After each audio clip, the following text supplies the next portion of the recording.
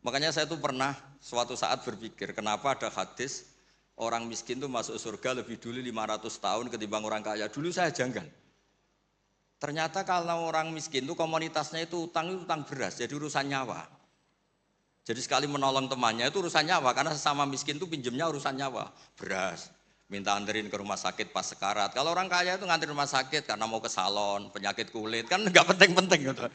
Sehingga surganya agak lambat, karena yang dilakukan selalu tidak penting. Kalau orang miskin yang dilakukan selalu apa?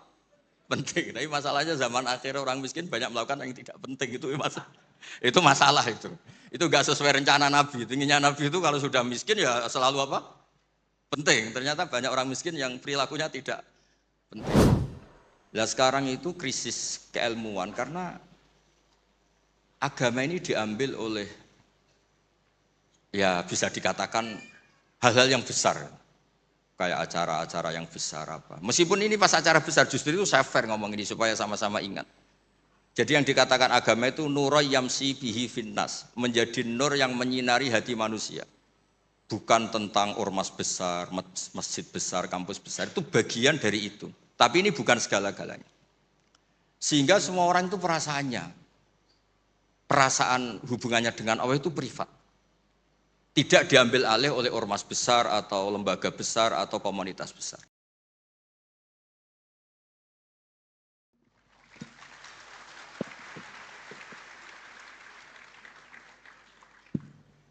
Assalamualaikum warahmatullahi wabarakatuh. Bismillahirrahmanirrahim. Tabarakalladzi nazzala al-furqana ala 'abdihi liyakuna lil 'alamin nadhira. Allahumma shalli wa sallim wa barik ala habibika sayyidina Muhammadin wa ala alihi wa sahbihi ajma'in, amma ba'du. Yang sangat kita hormati bersama Prof. Kures, semua tamu yang saya hormati. Ini karena Pak Rektor sudah tawaduk, jadi tidak saya hormati. Tak apresiasi tawaduknya. Karena di undangan itu, Rektor itu tulisannya Fathul Wahid, nggak ada profesornya, nggak ada doktornya ini. Benar-benar tawaduk. Begini, jadi semuanya tamu yang saya hormati, ngaji benar-benar ngaji, ini bikin nervous narasumbernya. Begini, ini mungkin ada Pak TGB, ada Pak Lukman kemarin ketemu saya di Jakarta. Orang tuh kalau ingin pinter, ini anak-anak di PPAI ini, syaratnya itu kalau ngajar itu gurunya ikut, muridnya ya ikut. Jadi Syekh Zakaria Al-Ansori itu dulu gak pinter-pinter banget. Gak pinter-pinter banget, sampai dapat gelar Syekhul Islam. Karena dia itu trauma, gurunya itu namanya Ibnu Hajar Al-Asqalani itu kerennya minta ampun. Kalau melihat santri goblok itu marah betul. Kalau sekarang punya santri goblok kadang seneng karena gak nyaingi kiainya. Itu kalau ada anak UII terus dapat gelar apa di Harvard, yang bingung Pak Rektor. Saya aja ada sampai kayak gitu. Punya murid itu pinter sekali, namanya Ibnu Hajar Al-Haythami. Makanya kata saya Zakaria ini, saya kalau mau ngaji ya bingung karena guru saya itu kerennya minta ampun. Kalau mau ngajar ya bingung karena murid saya ini pinter, ditipu gak bisa. Ternyata itu bikin pinter. Ya saya sekarang di sini mau ngomong seenaknya itu ada Prof. Kures, ada Dr. TGB itu kan kayak tukang koreksi, jadi repot nanti kalau salah.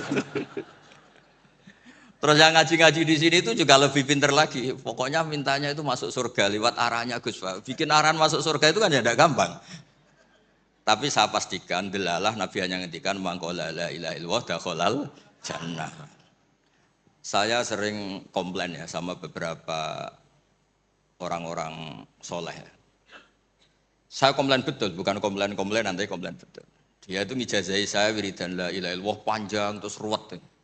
Terus saya nggak hafal-hafal, saya dimarahin. Gus kamu itu cerdas kalau ini kok udah hafal-hafal. Memang saya sengaja tidak saya hafalkan gitu. Yang ada tambahan-tambahannya itu Pak Kures. Banyak tanya. Kenapa? Nanti ke rumah saya, nanti tak kasih tahu. Tak kasih tahu itu si orang soleh ini nangis tobat. Padahal soleh loh. Tapi dia hanya soleh perilaku, tidak soleh secara keilmuan. Jadi juga harus tobat dia. Saya cerita, di antara perlawanan ahli hadis adalah kalau hadis itu ditambahin, misalnya gini, mangqala la ilaha illallah mi'ata marrah dakhalal jannah. Jika kalau bapak kamu meninggal baru baca la ilaha 50 kali, wah sayang tidak sampai 100 sudah mati. Jadi berkahnya tidak ada hitungan itu luar biasa. Tapi kamu nganggep biasa, makanya kita harus konsisten. Hadisnya hanya mangqala la ilaha illallah dakhalal jannah. Jangan kamu tambahi mi'ata marrah, jangan kamu tambahi sekian-sekian. Itu bahaya itu. Sehingga ketika ada hadis mangkana akhiru kalamihi la ilaha illallah, ditambahi akhir. Orang yang akhir kalamnya la ilaha illallah dakhalal jannah, yang di akhir kata-katanya itu la ilaha illallah, perkataannya itu. Itu ada orang mau mati, sudah mafatkan la ilaha illallah. Tapi terakhir terus bilang, jangan lupa ya BPKB-nya ditebus. Itu anaknya susahnya itu minta ampun. Karena anaknya terus berpikir, Gus berarti akhiru kalami abi itu tidak la ilaha illallah tapi BPKB. Ini gimana ini? Saya sebagai kiai yang baik itu tak carikan referensi supaya yang BPKB ini ya masuk yang akhiru kalami. Ini cerita kebaikan saya di depan Pak Kores. Gak apa-apa cerita kebaikan. Daripada gak diakui mendingan diceritakan supaya itu. Tak cari, itu riwayatnya Abi Dawud dan beliau sendiri dalam menambahi akhiru kalami. Di riwayat yang lain itu enggak ada akhiru kalami, cukup mangqala la ilaha illallah dakhalal jannah. Karena itu bikin keresahan, kata akhiru kalami itu bikin keresahan. Ada yang akhir kalamnya BPKB, sertifikat. Ada yang akhir katanya nasib-nasib, apalah pokoknya banyak yang tidak akhiru kalami. Sehingga keilmuan hadis itu harus dijaga. Makanya kata Imam Muslim, Sahihain itu Bukhari Muslim. Beliau ngendikan lam naros sorihin akdaba fi syai'in akdaba minhum fil hadis. Saya tidak pernah melihat orang soleh berdusta kayak mereka berdusta ketika meriwayatkan hadis. Ini penting saya utarakan supaya orang itu nggak gampang terjebak sama riwayat-riwayat nggak jelas. Tafsir itu menjadi kacau itu gara-gara riwayat-riwayat yang tidak apa jelas. Maka ini ada Prof. Kures yang sangat-sangat menekuni tafsir. Jadi penting. Jadi mengkhidmati orang Islam itu dimulai dari cara pandang. Kenapa saya menjadi orang baik? Itu sederhana sebetulnya, karena mengakui hukum. Saya ini memang kalau diundang jarang mau, kecuali ada teror-teror tertentu. Karena merasa tua, merasa rektor, apalah yang bisa dipakai neror itu. Ya, terserah. Yang penting bisa ada. Termasuk TGB, kemarin itu datang ke rumah saya, tapi saya sudah bilang pasti tidak ikhlas. Ternyata betul, loh, undang saya. Terserahlah teror itu apa. Saya enggak, ini supaya kalian tahu ilmu itu penting, ilmu itu penting. Saya termasuk orang yang berkeyakinan, saya ini hebat kiai-kiai kampung, saya sering datang ke kiai-kiai. Tapi pas enggak acara, saya cilik kiai kampung. Saya dengan kamu tuh hebat kamu, kenapa? Saya ini ngajar tafsir kayak tafsir Munir, tafsir Tobari, itu udah fardu ain. Kamu di kampung bikin madin, ngajarin aqaid khamsin itu fardu ain. Ganjarannya orang yang melakukan fardu ain itu lebih keren timbang yang melakukan fardu kifayah. Jadi kamu lebih hebat timbang saya. Dia tawadhu, tapi memang bisa saya gitu enggak, tetap lebih hebat. Ini penting supaya ada penghormatan kita pada kiai-kiai kampung kan yang dilakukan itu selalu fardu ain. Makanya saya tuh pernah suatu saat berpikir, kenapa ada hadis orang miskin tuh masuk surga lebih dulu 500 tahun ketimbang orang kaya. Dulu saya janggal. Ternyata kalau orang miskin itu komunitasnya itu utang beras, jadi urusan nyawa. Jadi sekali menolong temannya itu urusan nyawa, karena sesama miskin itu pinjemnya urusan nyawa. Beras, minta anterin ke rumah sakit pas sekarat. Kalau orang kaya itu nganterin rumah sakit karena mau ke salon, penyakit kulit, kan nggak penting-penting gitu. Sehingga surganya agak lambat, karena yang dilakukan selalu nggak penting. Kalau orang miskin yang dilakukan selalu apa? Penting. Tapi masalahnya zaman akhir orang miskin banyak melakukan yang tidak penting, itu masalah itu. Itu gak sesuai rencana Nabi. Inginnya Nabi itu kalau sudah miskin ya selalu apa? Penting. Ternyata banyak orang miskin yang perilakunya tidak penting. Karena saya pernah didatangin ibu-ibu itu miskin itu tanya, Gus doain saya kaya. Suami saya itu nganggur, saya bilang kamu siap kalau suami kamu kaya. Nanti rumahnya gaji bagus, mobilnya bagus. Lama-lama yang dievaluasi Anda, rumah bagus, mobil bagus, kok istrinya begini. Terus dia cerita, udah Gus gak jadi, miskin gak apa-apa. Jadi saya ini kan ya aneh-aneh, orang itu aneh-aneh. Pertama yang dievaluasi mobil, rumah diganti, lama-lama Anda. Suami kamu punya potongan gitu, iya Gus kayaknya iya, sudah Gus biarin miskin aja sampai mati. Ya alhamdulillah sampai sekarang miskin dan syukur karena berkatnya ilmu itu. Jadi saya mohon yang di forum-forum terhormat kayak ini juga mengapresiasi mungkin beberapa saudara kita di pedalaman Papua, bikin jembatan darurat di pedalaman Sumatera Aceh, bikin apa yang memang mendesak. Sehingga yang namanya fardu ain itu penting sekali. Saya punya riwayat dari kitab Ibnu Hajar Al-Asqalani tadi, gurunya saya Zakaria Al-Ansori. Ketika nanti di mahsyar, Dan secara lahir teks hadis, seorang lagi secara lahir teks hadis itu Allah itu nimbalin Rasulullah Muhammad dan Jibril. Berarti 3, Allah, Jibril sama Rasulullah Muhammad. Terus nabi-nabi datang dan dalam jumlah yang istilahnya itu makom sing yahbitul awalun wal akhirun. Satu makom yang semua orang itu ingin. Semua orang kena hisab, kena evaluasi, nabi-nabi ini dekat sama Allah. Itu pertama yang dikatakan oleh Nabi matur ke Allah itu, ay rabbi ibaduka abaduka fi atrofil ardi. Yang menyembah jenengan, yang mengesahkan jenengan tidak hanya kita. Orang-orang di pelosok, di pedalaman semuanya mengesahkan jenengan. Semua mentahlilkan jenengan. Semua mentasbihkan jenengan. Tidak yang sekedar di forum-forum kayak gini. Terus Allah bilang iya. Nah sekarang itu krisis keilmuan karena agama ini diambil oleh, ya bisa dikatakan hal-hal yang besar. Kayak acara-acara yang besar apa. Meskipun ini pas acara besar, justru itu saya fair ngomong ini supaya sama-sama ingat. Jadi yang dikatakan agama itu nuroy yamsi bihi finnas, menjadi nur yang menyinari hati manusia. Bukan tentang ormas besar, masjid besar, kampus besar, itu bagian dari itu. Tapi ini bukan segala-galanya. Sehingga semua orang itu perasaan hubungannya dengan Allah itu privat. Tidak diambil alih oleh ormas besar atau lembaga besar atau komunitas besar. Ini penting supaya orang itu merasa bagian dari hamba Allah. Makanya ada munajat, ada beberapa ibadah yang tidak disunatkan jamaah. Ini kan unik, Islam itu mengharuskan jamaah. Tapi ada ibadah-ibadah yang malah tidak disunatkan jamaah. Sehingga orang hubungannya dengan Allah itu asik. Terus kedua, ini terakhir nanti Pak Goras yang cerita panjang lebar. Perilaku ilmu itu di atas perilaku ibadah. Dulu Masjid Haram itu keren. Tapi karena salah kelola, itu diisi berhala-berhala yang ingin dapat berkahnya Ka'bah. Jadi orang kafir itu unik. Mensyirikkan Allah tapi dekat Ka'bah. Jadi percaya Ka'bah itu keramat supaya Tuhan ini dapat berkah malah diletakkan pinggir apa? Ka'bah. Jumlahnya 360 berhala. Tapi di saat yang sama orang kafir itu jumawa, mereka ini orang-orang baik. Buktinya menjadi sadanatul bait, menjadi pelayan-pelayan Ka'bah. Nabi saat itu terpinggirkan hanya sholat di Syi'bu Mina.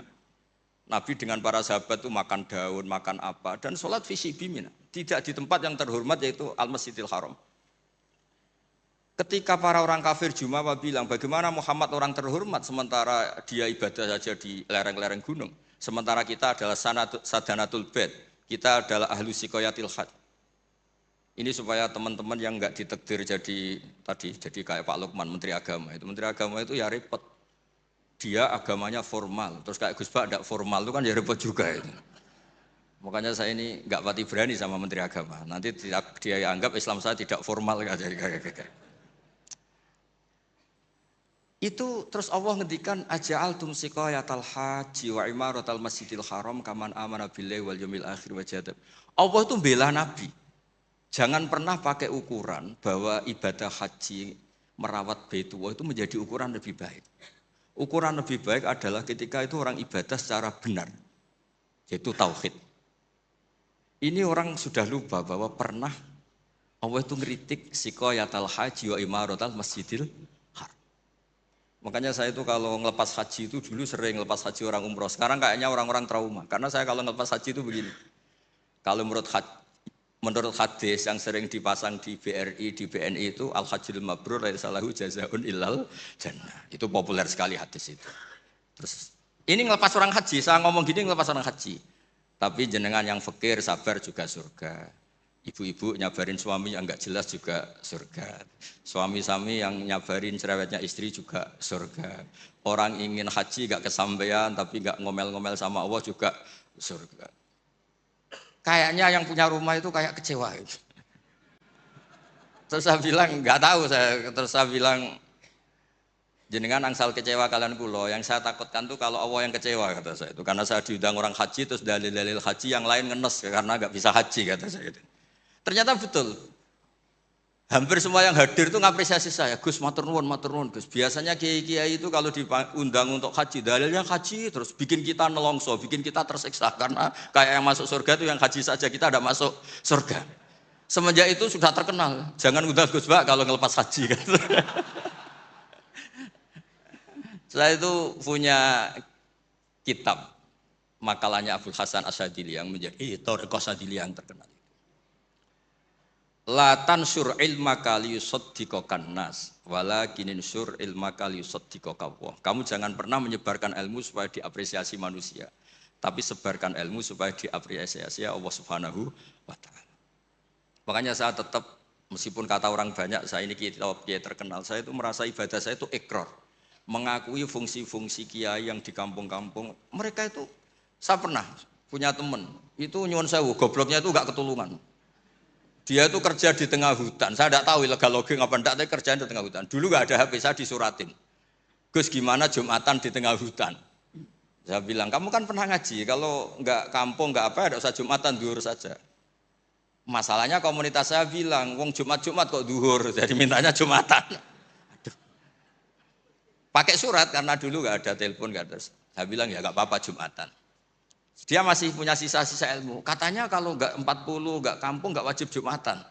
Kamu tadi minta Jumatan, sekarang nggak mau Jumatan, ini gimana? Wes Gus saya ini kan terkenal bodoh, jadi itu kewajiban orang alim mikir itu, nggak kewajiban orang bodoh mikir itu. Karena dia korban teori bodoh itu penting, kata dia. Nanti kalau ditanya mungkar nakir itu salah, orang bodoh kok ditanya, kata. Jadi memang agak direncanakan itu. Jadi ya bodoh pinter akhirnya dia. Setiap tanya saya, masa kamu udah bisa sendiri? Gunanya orang bodoh ya gini Gus, tinggal tanya, katanya. Makanya yang hadir di sini juga penting itu. Tinggal minta resep Gus Bak, cara masuk surga, masuk sudah. Gus Bak masuk tidak penting, penting resepnya. Nah, akhirnya saya kan nyari-nyari gimana supaya ada Jumatan seperti itu. Nah ini yang, terus saya bilang, kamu sama saya itu keren saya. Keren kamu, katanya. Kenapa Gus? Kamu nanti dikholi karena pendiri masjid. Makanya saya pernah cerita ini, sampai kiai itu nangis. Orang tuh kalau kiai kampung itu pendiri masjid, kadang dikholi. Kalau sudah kiai top-top itu bisa saja disangoni pakai uang kotak masjid, kata saya itu. Ini bukan nyindir, bukan, supaya orang tuh ngerti lah. Jadi memang dulu Nabi itu penghormatannya sama orang yang melakukan fardhu ain itu luar biasa. Uwais Al-Qarni itu tetangganya sudah dosowan Nabi. Uwais Al-Qarni itu belum. Karena ibunya itu egoisnya minta ampun, nggak mau ditinggal. Kemana-mana minta digendong. Tapi Nabi malah ngendikan khairul qurun Uwais Al-Qarni. Orang terbaik tabi'in itu Uwais Al-Qarni. Umar kalau kamu ketemu minta. Karena dia fanatik mengelola fardhu apa? Ain. Makanya saya mohon sama alumni UII kalau sudah di rumah di mana-mana itu enggak usah merasa kalah keren sama Pak Fathul Wahid karena jadi rektor. Enggak. Pak Fathul Wahid di sini itu ya rektor, terus ya banyak yang layani meskipun dia sopan katanya pelayan, tapi yang layani bawahnya. Enggak pernah nyupir sendiri tetap. Gak pernah nyupir sendiri, ya gak pernah buka pintu sendiri, itu dilayani. Tapi kalau kamu di kampung, jadi kiai musola, terus miskin itu, yakinlah, pendiri. Statusnya apa? Pendiri, bukan penerus, tapi apa?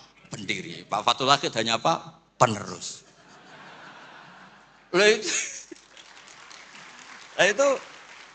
Lah kacaunya kiai kampung setelah tak kasih tahu gitu, memang bener-bener sama saya terus gak sopan. Waduh. Ya tapi saya ikhlas lah atas nama ilmu. Bener-bener gak sopan. Waduh ini ya. Sopannya itu pendak kalau dia iskal hukum karena sinaune serius saya tanya, Gus ini hukumnya gimana? Akhirnya sopan lagi. Dia gak bisa, ilmunya gak cukup untuk menjawab.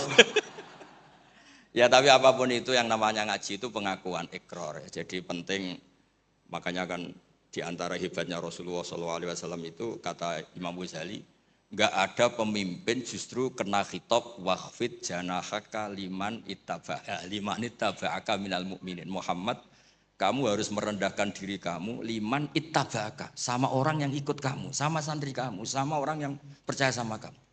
Kayak apa Allah mendidik kekasihnya. Jadi yang disuruh sopan malah nabinya. Jadi kalau andekan di era modern Pak Fathul Wahid yang sopan sama mahasiswa, itu yang penopang kampus. Kayak apa? Makanya kata Imam Ghazali, andekan mental ta'azzus atau takabur, andekan keangkuhan itu hal yang baik.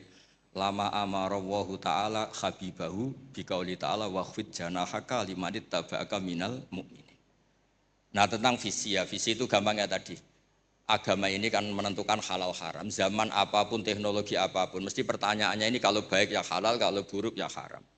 Misalnya ada teknologi yang orang bisa ke Mekah 2 detik atau 2 menit.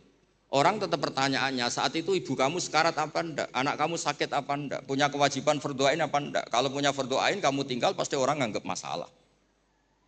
Ya kan? Apapun kayak kamu, teknologi mutakhir kayak apa, ya seperti misalnya peristiwa kamu pejabat, pas daerah kamu ada musibah banjir, kamu tinggal iktikaf di Ka'bah, tetap orang nggak anggap iktikaf itu ngawur itu mesti orang itu. Karena meninggalkan fardu apa? Ain. Saya di sini kata orang banyak kan keren, misalnya sama ahli tafsir Quraisy. Tapi misalnya saat ini istri saya sakit atau anak saya sakit, pasti dianggap ngawur itu, karena meninggalkan fardu. Jadi fardu ain itu menurut saya segala-galanya. Makanya saya sering ngaji di majelis saya itu saya sering cerita kata Allah dalam hadis qudsi ma taqarraba ilayya abdi bisyai'in ahabba ilayya mimma aftaratuhu alaih. Tidak ada ibadah yang paling saya sukai sebagaimana ibadah orang melakukan fardu. Jadi fardu ain ini adalah konstitusi. Berarti orang-orang yang sekarang nyari makan untuk keluarga dan statusnya fardu ain itu lebih keren ketimbang misalnya orang nyari kekayaan untuk rofahiyah, untuk takmilah, untuk penyempurnaan, untuk sekunder. Nah, di sini pentingnya peletaan hadis orang miskin itu masuk surga lebih dulu 500 tahun ketimbang orang kaya. Tapi saya bilang ke santri-santri saya, tapi jangan kamu berpikir kalau Bilal itu surganya lebih dulu ketimbang Abu Bakar. Karena Abu Bakar ini jauh punya kebaikan di luar kebaikan sabar sama miskin, yaitu fungsinya menjadi pondasi Islam, yaitu Abu Bakar. Kalau ingin menjadi orang miskin yang cepat masuk surga tadi, semua perilaku Anda adalah fardu ain. Wah, semua perilaku Anda adalah fardu. Itu kan ya berat. Ya jadi saya mohon masalah teknologi, masalah apa, yakinlah sama Islam, pasti hukum tertingginya itu kalau maslahat ya baik, kalau madarat ya haram. Sehingga kamu nggak usah. Misalnya ada orang pakar bom, bisa punya bom yang 1 kali ledakan bisa menghancurkan dunia. Ya hukumnya itu ifsad, kalau ifsad itu haram. Kalau haram ya ada prestasi, kan gampang, kan nggak perlu ribet-ribet. Ya saya kira demikian sebagai mukaddimah saya, nanti Prof. Quraisy yang meneruskan.